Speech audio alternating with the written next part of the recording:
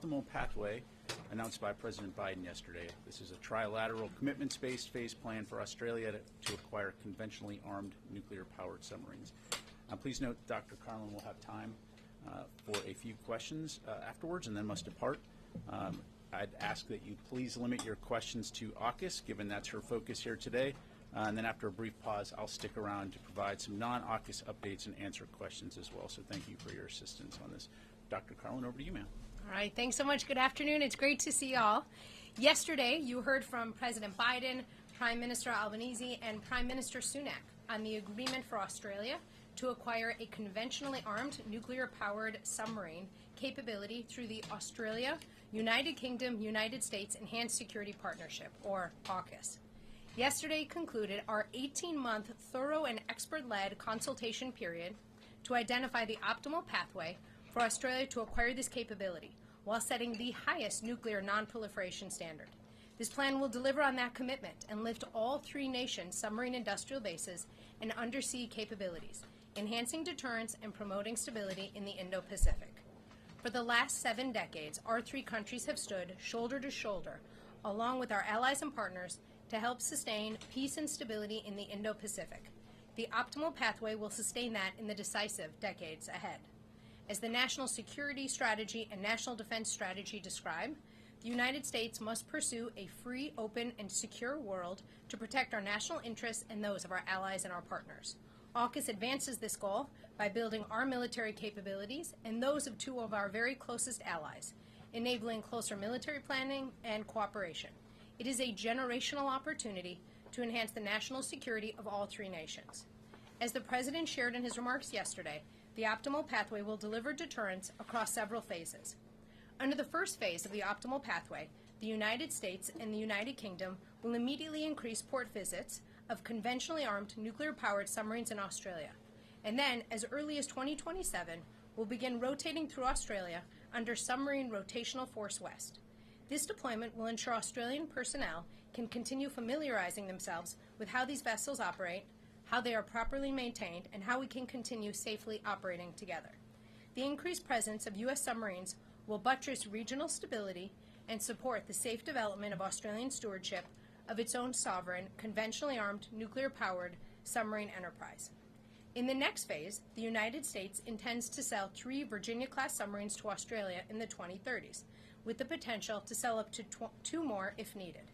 This will provide Australia with a conventionally armed, nuclear-powered submarine capability prior to their enduring sovereign capability coming online. You will see 3 allied and highly interoperable SSN fleets operating in the Indo-Pacific. The final phase will be our support for what we call SSN AUKUS, a next-generation conventionally armed nuclear-powered submarine designed and constructed by Australia and the UK and incorporating cutting-edge U.S. technologies in the propulsion plant, combat control, and weapons systems. Australia's acquisition of SSNs will bolster the capabilities of one of our strongest allies by increasing the Royal Australian Navy's range, survivability, and striking power, thus strengthening deterrence in the Indo-Pacific. Every phase of the optimal pathway will set the highest nuclear non-proliferation standards.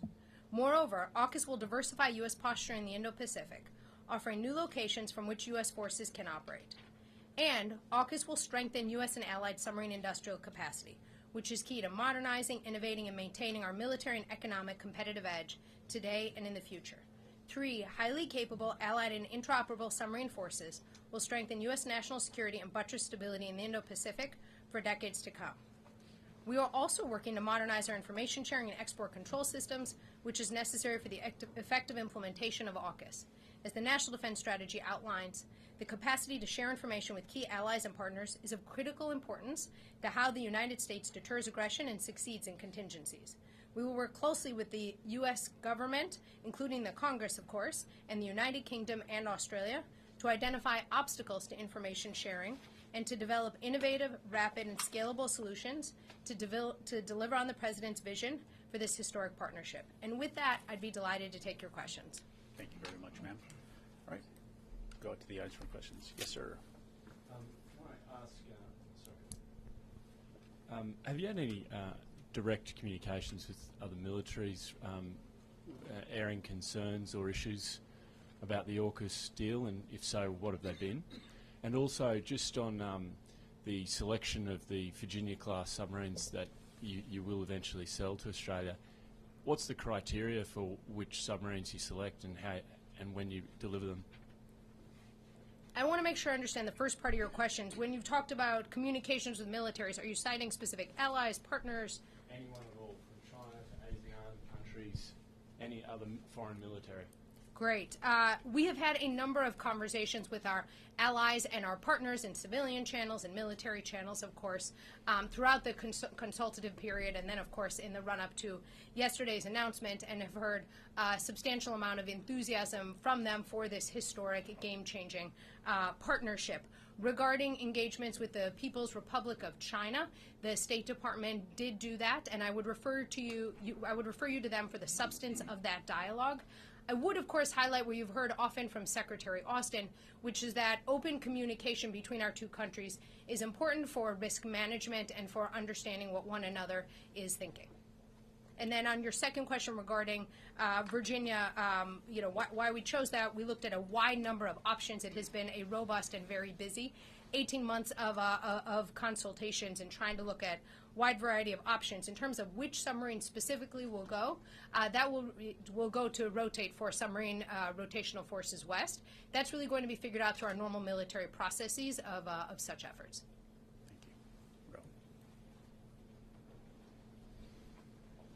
Thank you. Okay, thank you very much for doing this. I have two questions about the submarine rotational force west. Can you say the new rotational force will increase the total number of U.S. submarines operating in the Western Pacific compared to today? And then do you have another question? Oh, yeah. Then secondly, can you tell us, can you talk a little bit about the advantage of having a rotational presence of the U.S. submarine outside of the second island chain in terms of deterring Chinese aggression in the region? All right. On that first one, having three allies operating capable submarines around the Indo-Pacific is really critical for security and stability. And I think that really tracks nicely to your next question, which, look, to be very clear, AUKUS is not about any one country. It is about the need for security, stability, and prosperity in the Indo-Pacific. And our three countries, of course, have a robust history of collaborating together. This is going to take us to another level of interoperability. I would highlight the significance of sharing this information with Australia. As you all probably know, the last time we did so, it was 1958. So it's really a sign of just how close this relationship is. For that to really occur in a responsible way, it's important that Australia develop stewardship practices. And that's why we have developed this multi-phased mutual commitments approach. Thank you. Let's go to Will. Thank you. Just regarding the Virginia-class submarines that Australia will purchase in the 2030s, has a specific model been selected, or is that something that's a little bit down the road? And will it basically be what's on the production line for the U.S. is purchasing at that point? Will they be equipped with the VPM to increase missile capacity, or is it something tailored to Australia specifically? So first of all, it's worth noting that Australia will get these subs in just about a decade. That is, frankly, faster than I suspect a lot of folks might have expected when this whole effort was announced just 18 months ago. Australia will be purchasing a mix of new submarines and old submarines, and right now it looks like it will be two with the potential to have, it will be three with the potential for two more if needed. As I noted earlier, the cohort of folks looked at a wide range of different options and really came down with Virginia as the right approach, and Virginia payload module will not be a part of it. I think the three countries saw that didn't make sense. As you no doubt know well, of course, these submarines are going to be especially special, though, because of their stealth, their range, and their endurance. So they really will be kind of a meaningful deterrent in the region. Go to Jim. Hi, it's good to see you. On the info sharing, going back to the question you answered just a little bit before, is that a real showstopper? I mean, these countries are all Five Eye participants. You don't really anticipate that being a problem with the info sharing with Australia, do you? You know, Jim, allies and partners are at the heart of the national defense strategy, right? They're a center of gravity for realizing that 2022 national defense strategy. And we know we have to lower the barriers to working with them, and information is just a piece of it. You are exactly right that these are two of our very closest allies who we have stood shoulder to shoulder with for much of the last 100 years or so. Nevertheless, we have processes that have to be figured out, and to ensure that both pillars of AUKUS, right, there are two pillars. Today we're very focused on Pillar 1, which is the conventionally armed nuclear-powered submarines, but there's also Pillar 2, right, this cooperation on advanced capabilities. We know for that to be realized, we're going to need very clear, transparent, robust information sharing practices. It's a great case study. These are exactly the right two allies to make it real, and we look forward to working with our colleagues around the U.S. government, including the Congress, to make that a reality. We have time for just a couple more. Joe? Hi, thanks for doing this. Joe Gould, Defense News. Just to follow up on Jim's question, I mean, can you drill down a little bit to talk about what are the specific obstacles? Do you have a sense, I mean, after 18 months, do you have a sense of what some of the pieces of ITAR and what kind of information sharing needs to get changed? You know, Joe, we've spent a lot of time over these last 18 months figuring out how we can ensure that we deliver on this historic game-changing pledge by the three heads of state. And so we've looked hard at the different changes that might need to happen, but I would say that there's probably more to be done along those lines. But I can assure you that we will do all we can to both deliver on the submarines and to deliver on the advanced capabilities piece. We are in very close consultation with our colleagues at the State Department on the ITAR piece specifically, and also with our colleagues in Congress. But on the whole, I think we've all been pleased to see robust bipartisan support for making this a reality and really recognizing the sort of generational leap that we see in this alliance. Okay. Thank you very much, ma'am. I appreciate your time Thank you. today.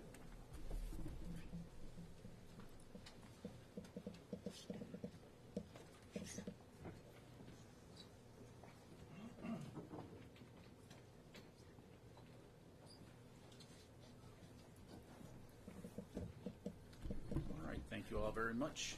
Just a few things at the top, and then I'll get right to your questions. So first of all, I would like to highlight U.S. European Command's statement released earlier today confirming that two Russian Su-27 aircraft conducted unsafe and unprofessional intercept with a U.S. Air Force intelligence, surveillance, and reconnaissance unmanned MQ-9 aircraft that was operating within international airspace over the Black Sea today.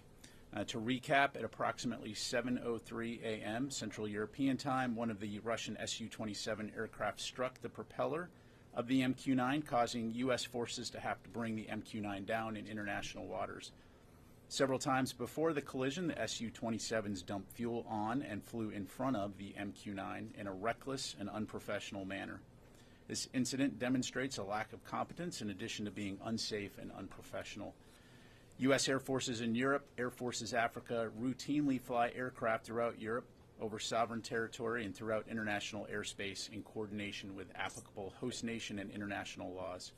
In order to bolster collective European defense and security, these missions support allied, partner, and U.S. national objectives. As the U.S. Air Forces in Europe, Air Forces Africa commander emphasized in European Command statement, quote, U.S. and allied aircraft will continue to operate in international airspace, and we call on the Russians to conduct themselves professionally and safely.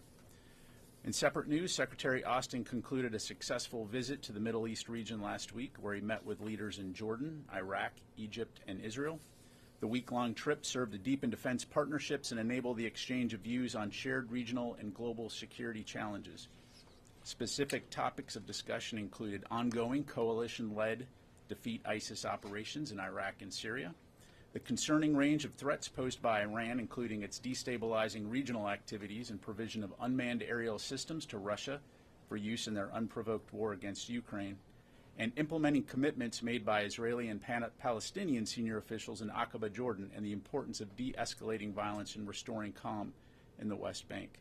The Secretary also had the opportunity to talk to a number of U.S. service members currently serving in the U.S. Central Command area of responsibility and thank them and their families for their commitment to mission, service, and safeguarding our nation. And finally, Secretary Austin and Chairman of the Joint Chiefs of Staff, General Milley, will host the 10th meeting of the Ukraine Defense Contact Group tomorrow.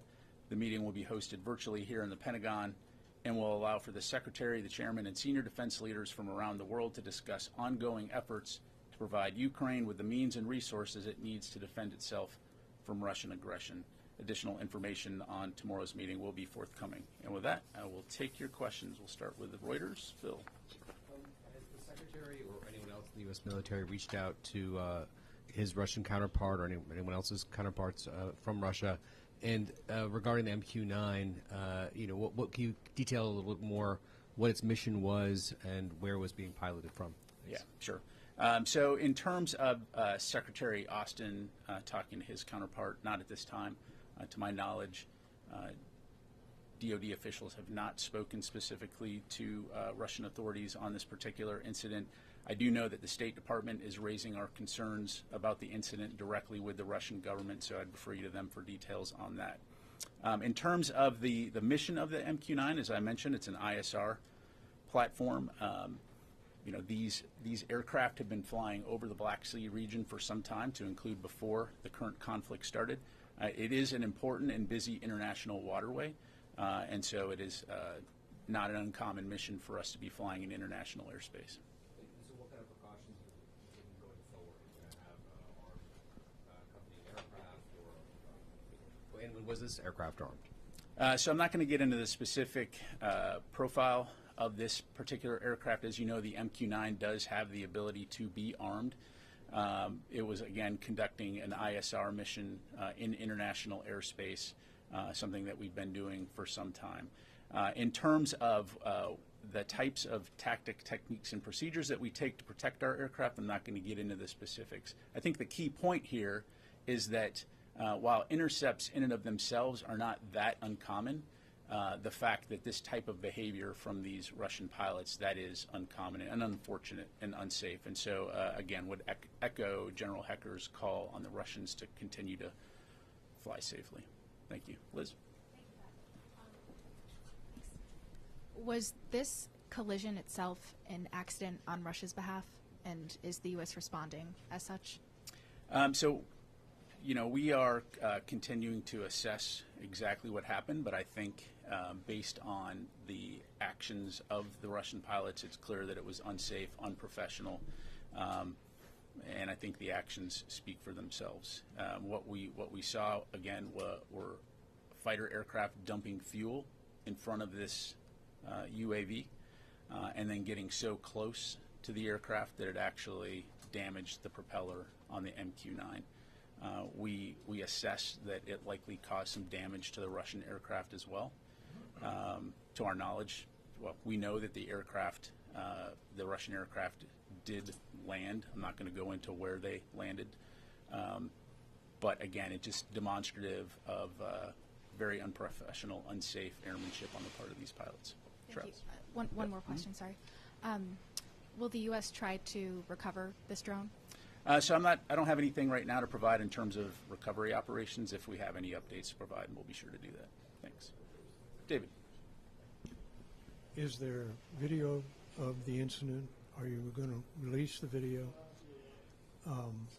Where in the Black Sea did it happen? How close to Russian airspace? And did you say that this particular Reaper was unarmed?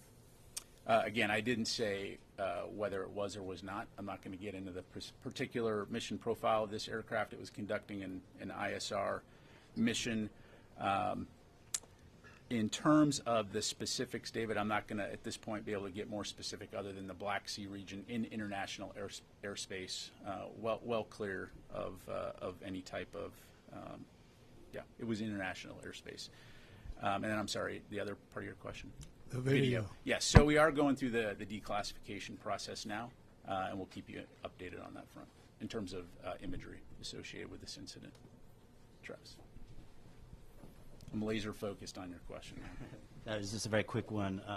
You haven't said Reaper, but he said Reaper. Is it accurate to say it's MQ-9 Reaper? I'm just going to stick with MQ-9. Yep, thanks. Joe. All right, thanks so much, Pat. An MQ-9 potentially contains some sensitive technology. Is the U.S. military undertaking any effort to recover the MQ-9? Is it in the waters of the Black Sea? Has Russia recovered it? Is there a U.S. naval asset in the region that could undertake that recovery? Thanks. Yeah, so again, I'm not going to get into the specifics of what's on this particular aircraft, other than, again, it's an ISR platform. Because of the damage, we were in a position to have to essentially crash it into the Black Sea. To my knowledge, at this point in time, the Russians have not recovered that aircraft. But again, in terms of our recovery efforts, don't have any updates to provide right now. I'd refer you to Navier in terms of what assets they may have in that region. Thank you. Janie? Thank you, General. Regarding the North Korea's submarine launched strategic cruise missiles recently, North Korea has announced that it is possible to mount a nuclear warhead on a strategic cruise missiles. What is the readiness of the United States against escalated provocations such as the nuclear provocation by the North Korea?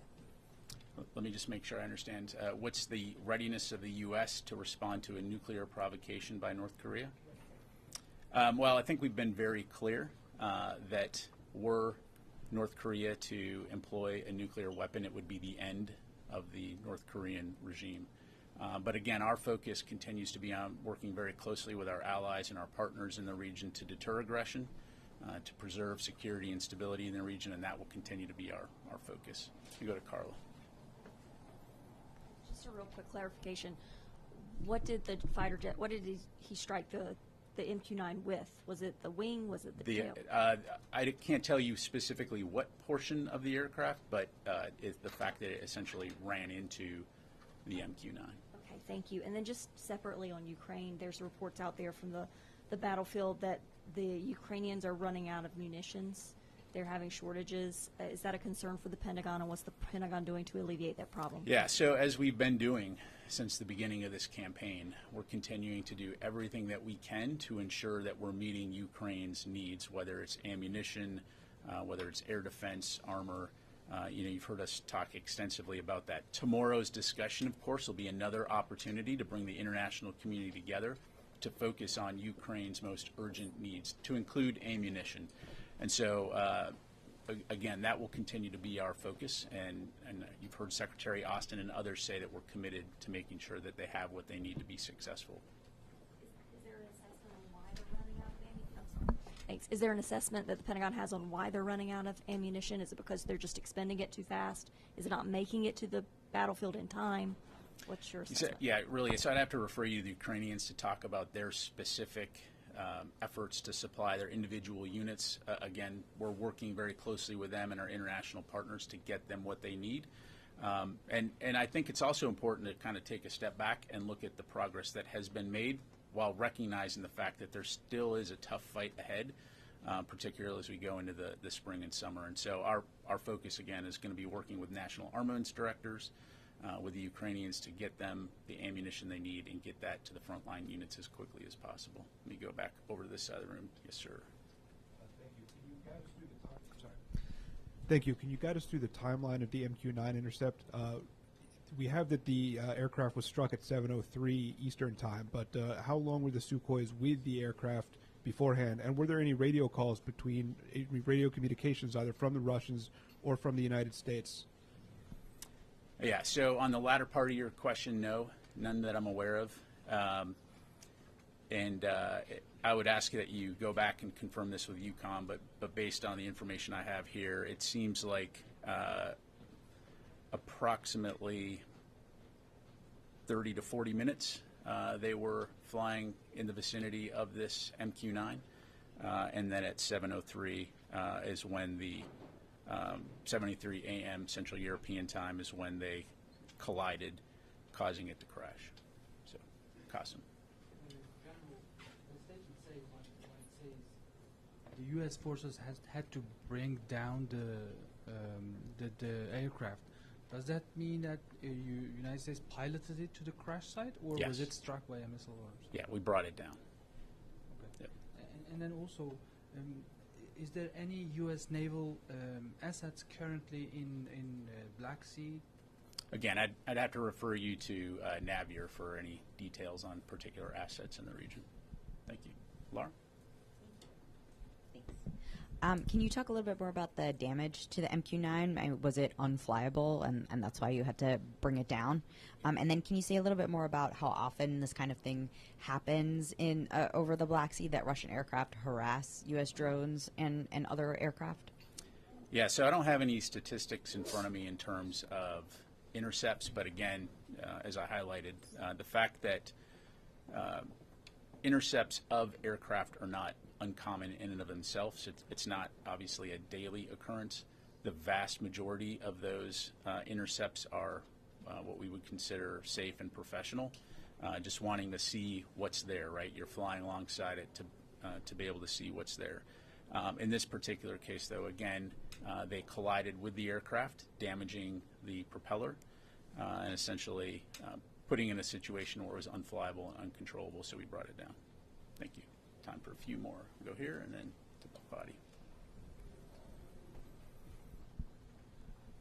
Hi, sir. Thanks. Just wanted to check, just to confirm, any communication with allies such as Turkey about potential recovery of the drone, and is there any concern that Russia could provide the drone to Iran if it recovers it? So that would be a hypothetical. Again, Russia does not have the drone, so that would be a hypothetical question. In terms of working with allies and partners, I don't have anything to announce here, but if and when we do, we'll be sure to let you know. Thank you. Go to Fadi, and then we'll come back over here to the last two. Yep.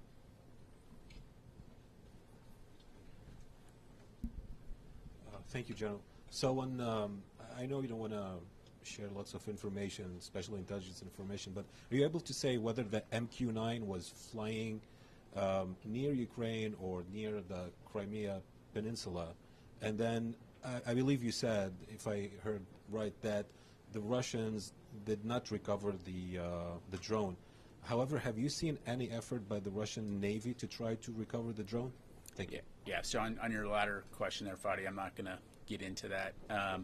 In terms of where it was flying, it was well clear of any territory in Ukraine. It was over international airspace, over international water. So, thank you. Nancy. Thank you. During Secretary Austin's visit to Egypt, he held meetings with officials even though all press were banned from covering it. Past defense chiefs, when they've been in a similar situation, have refused to proceed.